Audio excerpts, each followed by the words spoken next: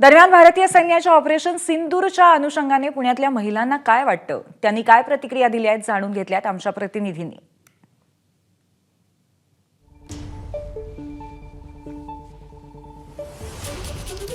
Operation सिंदूर बद्दल महिलांना नेमकं काय वाटतंय? ज्या सौभाग्याच्या लेण्या जपण्यासाठी महिला अनेक वर्ष व्रतवैकल्य करत असतात, अनेक गोष्टी करत असतात, त्याच महिलांचं आज दहशतवाद्यांनी सिंदूर किंवा कुंकू हिरावून घेतला आणि सगळ्या या महिला माझ्यासोबत आहे। यांना या ऑपरेशन बद्दल काय वाटतंय, दिलेल्या प्रत्युत्तराबद्दल काय वाटतंय, हे सगळं जाणून घेण्यासाठी माझ्यासोबत काकू आहे। ऑपरेशन सिंदूर हे जेव्हा काल तुम्ही नाव ऐकलं त्यावेळी काय नेमकं मनात आलं होतं? नमस्कार, मी सौ विनया विठ्ठल बोरकर। माझं म्हणणंच आहे सिंदूर।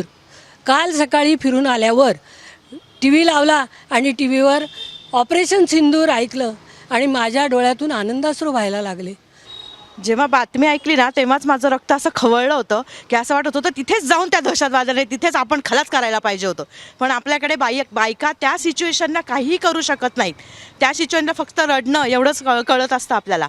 त्यानंतर अतिरेक्यांना त्यांनी जो धडा शिकवलाय मोदींनी ते बघून तर मला आनंदाश्रू आवरत नव्हते। काल मी जेव्हा ही बातमी ऐकली त्यावेळेस मला असं वाटलं की खूप अजून मोदींनी सगळं करायला पाहिजे, सगळ्या दहशतवाद्यांचा खात्मा करून टाकायला पाहिजे। हेच माझं म्हणणं आहे। हे फक्त सुरुवात आहे, आता शेवट हा आपल्या हातातच असला पाहिजे आणि मोदींनी सगळ्याचा सत्यानाशच करायला पाहिजे। पाकिस्तानाचा उडवून टाका पाकिस्तान, एवढंच माझं म्हणणं आहे। आपल्या सैन्यांनी त्यांना शोधून शोधून मारलं पाहिजे, ही भावना प्रत्येक भारतीयांच्या मनामध्ये होती।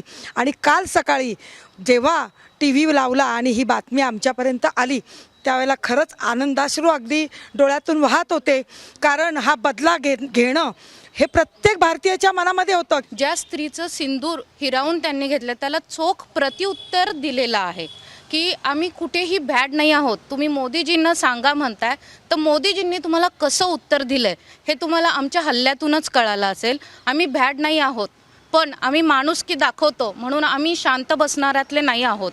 आम्ही ही प्रत्येक स्त्री बंदूक घेऊन ही तुमच्यावरती गोळी झाडू शकते, त्यामुळे कुठेही स्त्रीला किंवा भारतीयांना कमी समजू नका।